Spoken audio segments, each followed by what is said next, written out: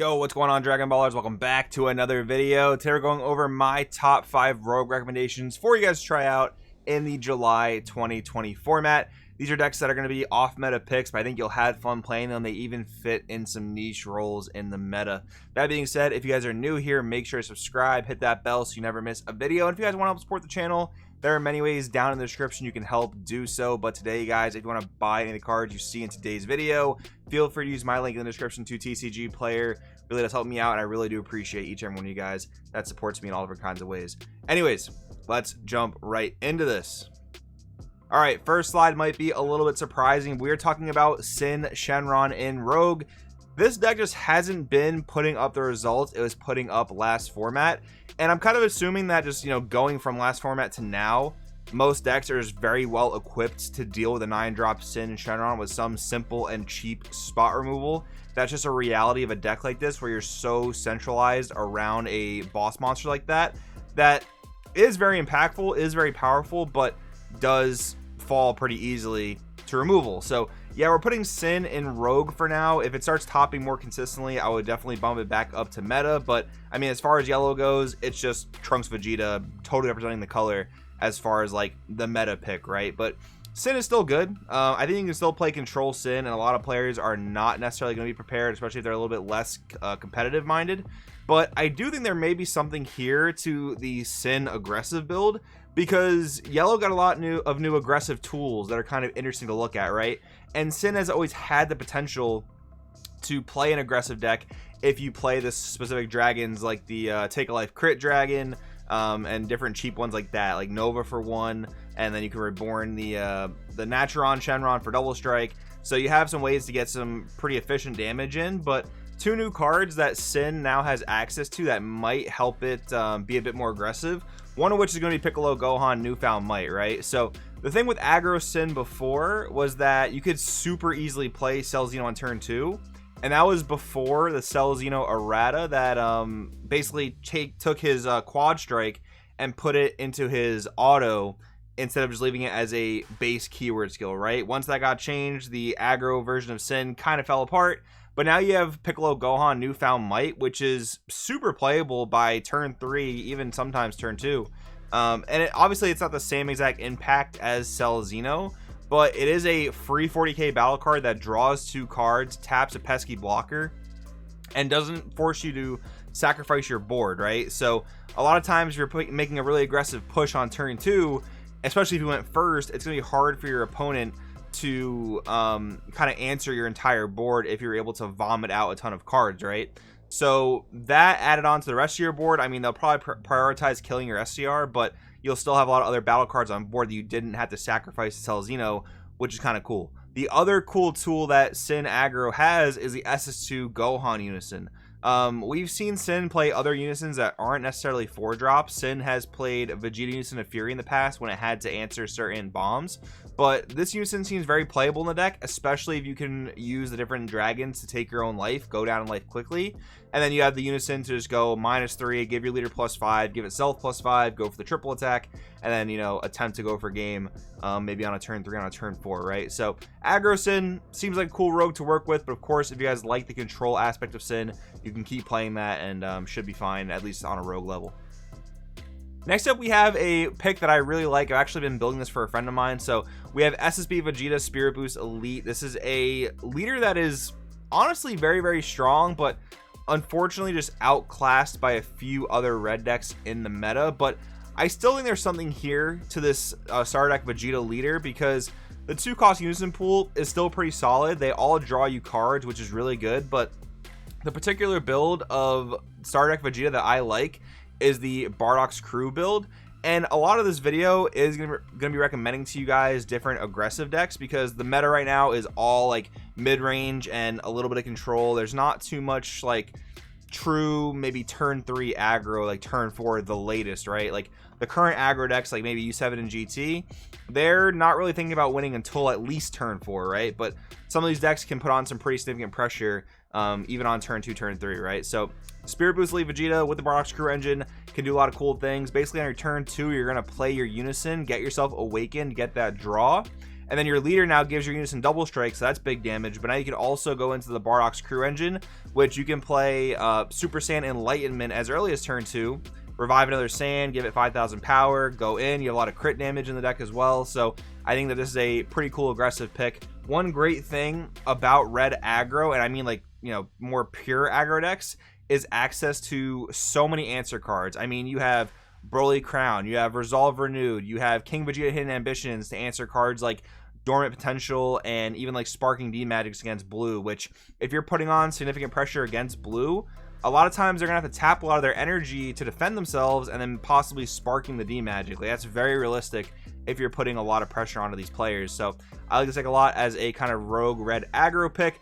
But I also like Red Jiren. I just think that there are other red decks that are pretty cool in the meta and can be a little bit faster than U7 and GT. U7 and GT, I think, just kind of shine in their defensive prowess, where these decks can sometimes struggle. But you're trading in a bit of that aggression, or sorry, that defense for more aggression, if that makes sense. Anyways, let's move along. Next up, we have King Piccolo. So real quick, before talking about KP, guys, I just want to say, those of you guys watching to this point in the video, I know you guys are real ride or die fans, and I really do appreciate you guys. I have started my own comic book. If you guys didn't hear me talk about it in yesterday's video or announce it earlier in the week on Facebook or on the community page here, if you guys want to check out more information about my comic book, New Mafia Genesis, please do check out the link in the description to Indiegogo. That's my crowdfunding campaign. I had the synopsis of the story. You guys can read about some of the characters, and I would really appreciate it if you checked it out. And if you guys can't support monetarily, that is totally fine.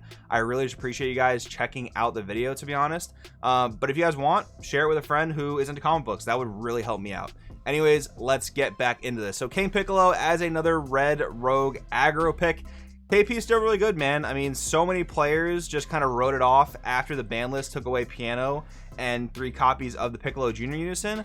But this deck is and may forever just embody free play in Dragon Ball Super, because that's just what the deck does. The deck is a lot less impressive, don't get me wrong, because a lot of times now the cards you play are kind of just like free 15k vanillas, but the fact that they're free is still where all the power comes from. The thing about King Piccolo that I have noticed since the ban list is that the deck is still very fast, still very aggressive, and very good actually, but it can't play as well into the late game, because as time goes on, you do start to miss those draws from Piano. Like, when you hit your turn 3 and you're awakened and you're playing battle cards, you're still at like 10 to 12 cards in hand, which is a really good hand size to be at in this meta. But again, as the game goes on and you know, your opponent's deck is able to drag it out longer and start answering your board, you are going to start losing resources. But I think that's actually a really healthy spot for King Piccolo, to kind of be like this glass cannon aggressive deck. But again, I think it's very good. If you like aggro, this is one to consider. Mass Sand Avenger for Another Dimension is, for most intents and purposes, the same as Piccolo Junior Unison.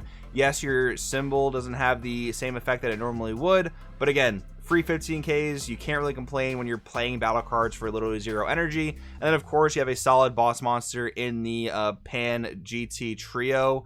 This card's really cool, by the way, just as like a little bit of a side note, that now for the rest of time, any red deck just has a pseudo boss monster, and it's not the strongest boss monster, so it's not like every red deck just has like the best red bomb in the game, but it is such a cool thing that like any red deck that plays a unison for the most part can splash this card and see success with it. It's really cool for deck building where it's not an archetype locked card, is basically my point. I like it a lot.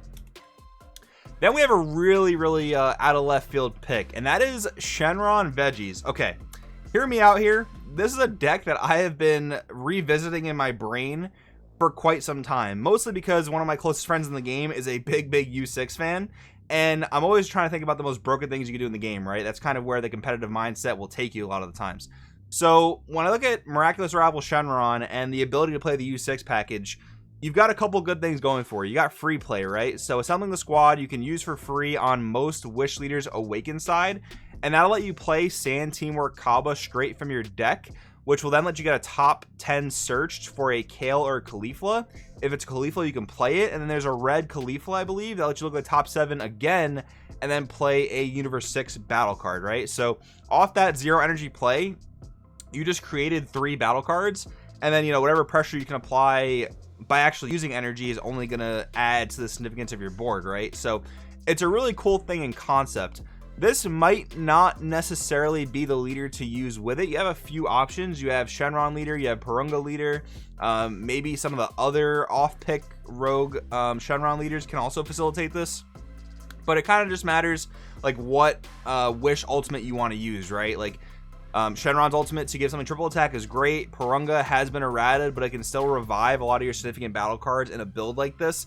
And I will say one of the big downsides to playing this type of deck is that your leader can't attack, but you can make up for that in a lot of ways because one, again, this format is not super aggressive. So if you can find the correct defensive cards against like your GTs and your U7s, where those are the things that are going to be putting on the most pressure the earliest, you can be okay. And besides that, you're drawing 2 cards per turn on your unawakened side, which is pretty powerful in and of itself. So again, this is going to be more of a tough sell, and if you've never played around with it, I do recommend it because it would be a blast from the past of like older formats where this deck was actually really good. Like I think it was year 2 Nats, this was actually a super solid like tier 1.5 aggro deck, and Shenron was like just the best leader at the time back then. But I mean, still, it would be a blast from the past. You get to see what a lot of the old school super powerful Wish stuff was able to do and see if you can do something with it in this format as a rogue aggro pick. And then finally, this is my favorite deck on this list, and that is Machikabora. So I know I just made a video the other day talking about black being the worst color in the format, and that's still totally true. I mean, we just don't see black topping nearly as much as we have, especially in comparison to other colors this format. But Machikabora is one that I've been playing a lot, and I've been really liking it. So if you go back to that video where I talked about black being a pretty bad color this format, I talked about pillars of the format, right? Machikabora checks a lot of these boxes. So you have good 1-drop plays between your Salsa, your Toa, and your Shrooms and whatnot. You've got pretty solid deflect boss monsters between the Machikabora 8-drop and the Dark King.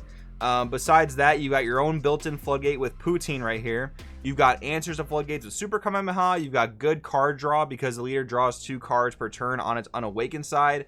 It's just got a lot of cool things going for it. It can play some pretty decent black unisons. SS4 Bardock just draws a card every single turn, so that's a pretty cool option. There are even some other ones you guys can explore with. What I've found with Meki so far is that the build is very malleable, and you can kind of shift it around to do a lot of things and favor yourself in a lot of matchups. So this is not necessarily one of the most aggressive decks on this recommendation list, so if you're looking for more of a mid-range deck, Machikabora might be your guy, but you can be very aggressive still because again, all those 1-drop 15k attackers. But anyways guys, that is going to be my recommendations for you for this video. Hopefully you guys enjoy. Let me know in the comments below. Thanks for watching, and I'll see you guys in the next one.